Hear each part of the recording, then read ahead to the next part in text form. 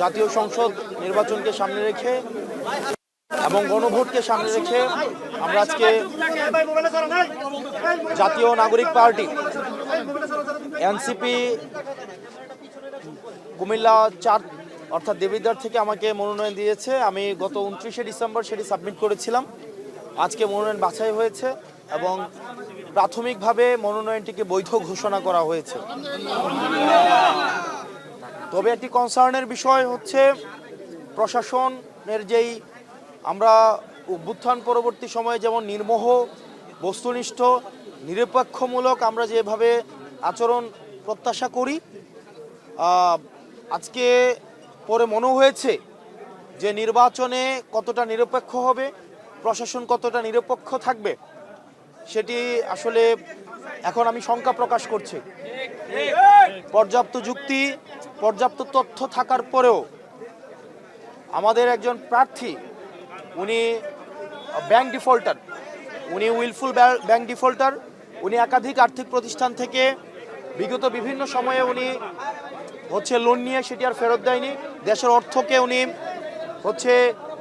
তসরুফ করেছেন এবং bank defaulter হওয়া সত্ত্বেও উনি সেটিকে এই তথ্যটি যখন গোপন করে এবং হাইকোর্ট স্টে দেওয়ার তথ্যটি যখন গোপন করে, এটি ব্যক্তিগত তথ্য গোপনের পর্যায়ে পড়ে এবং আমাদের নির্বাচনী আচরণ যে বিধিমালা রয়েছে সেখানে স্পষ্ট উল্লেখ আছে, কোনো প্রার্থী যদি ইচ্ছাকৃতভাবে তার তথ্য গোপন করে হলফনামায় উল্লেখিত, তাহলে সেটি তার প্রার্থিতা বাতিলের যে বিধান রয়েছে। কিন্তু আমরা দেখতে পেয়েছি প্রশাসনের কাছে আমরা পর্যাপ্ত তথ্য প্রমাণ এবং যুক্তি উপস্থাপন করার পরেও সেখানে প্রশাসন কতটা নিরপেক্ষ আচরণ করতে পেরেছে সেটি আসলে প্রশ্নবিদ্ধ।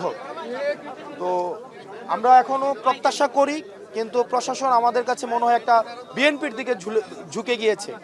সহজ কথা, প্রশাসনের যে দ্বিচারিতামূলক আচরণ সেটি নিরপেক্ষ, সুষ্ঠু, অংশগ্রহণমূলক নির্বাচন কতটা হতে পারে সেটি নিয়ে আসলে আমরা শঙ্কা প্রকাশ করছি।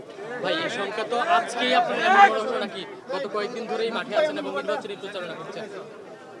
আমরা বিভিন্ন সময়ে যে প্রশাসনের যেই দেখেছি যে জুলাই গণঅভ্যুত্থানে ইতিমধ্যে পরবর্তী সময়ে বিভিন্ন সময়ে অনেক হামলা হয়েছে। আমরা দেখেছি হাদি ভাইকে নির্মমভাবে হত্যা করা হয়েছে। স্পষ্টভাবে প্রমাণ থাকা সত্ত্বেও আমরা এখনো পর্যন্ত দৃশ্যমান কোনো ধরনের ব্যবস্থা নেয়নি। সেগুলো প্রশাসনের গাফিলতি এবং জুলাই অভ্যুত্থান পরবর্তী সময়ে গত 1.5 বছরে আমরা দেখেছি যে প্রশাসনের আসলে দৃশ্যমান, প্রশাসনের যারা কর্তা কর্মব্যক্তি রয়েছে তারা নিজেদের সংস্কার তারা চেয়েছে তারা নিরপেক্ষ থাকতে, কিন্তু কতিপয় রাজনীতিবিদ, কতিপয় রাজনৈতিক দল তারা প্রশাসনকে, পুলিশকে নিয়ন্ত্রণ করতে চায়। সেই জায়গা থেকে পুলিশ কমিশন, অ্যাডমিনিস্ট্রেটিভ কমিশন গঠন হলেও সেটা এখনো পর্যন্ত আলোর মুখ দেখতে পায়নি। তো এই নির্বাচনের মধ্য দিয়ে প্রশাসন আসলে কতটা সংস্কার হয়েছে বা হয়নি সেটির আসলে বহিঃপ্রকাশ ঘটবে। দেবিদ্বারের জন্য কি বলবেন? দেবিদ্বারবাসীর জন্য বলবো, দেবিদ্বারের মানুষের কাছে প্রত্যাশা এবং আহ্বান থাকবে, আপনারা ভোট দিতে আসবেন। দেবিদ্বারে আবার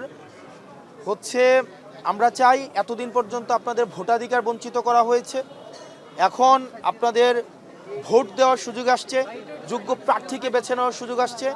আমাদের মা বোন, আমাদের ভাইয়েরা, আমাদের রেমিটেন্স যোদ্ধা যারা আছেন, চাকরিজীবী, শিক্ষক, পেশাজীবী, আপনারা যারা আছেন, জুলাই অভ্যুত্থানে যে তরুণ প্রজন্ম অংশগ্রহণ করেছে, যারা জীবন দিয়েছে, আহত হয়েছে, আমাদের জেনজি নামে যাদেরকে ডাকি, তারা এইবারের মতো অনেকেই ভোট দেবে প্রথমবারের মতো। আমরাও প্রথমবারের মতো আমরা ভোট দেব এই প্রথমবারের মতো। সেই জায়গা থেকে একটা উচ্ছ্বাস কাজ করছে এবং সেই উচ্ছ্বাসে আমরা বিশ্বাস করি জাতীয় নাগরিক পার্টি যেই মনোনয়নিত করেছে এবং আমাদের সেখানে বাংলাদেশ জামাতি ইসলামী সহ আমাদের যে জোট যেটিতে সমর্থন দিয়েছে অর্থাৎ শাপলাকলি, এই শাপলাকলিতে দেবিদ্বারবাসী ভোট দেওয়ার জন্য মুখিয়ে আছে। আমরা বিশ্বাস করি ফেব্রুয়ারির 12 তারিখ দেবিদ্বারবাসীর সবার ভোটে শাপলাকলির বিপুল বিজয় আমরা ফেব্রুয়ারি 12 তারিখ উদযাপন করব এবং দেবিদ্বারবাসী সেটির জন্য অপেক্ষা করছি। ধন্যবাদ।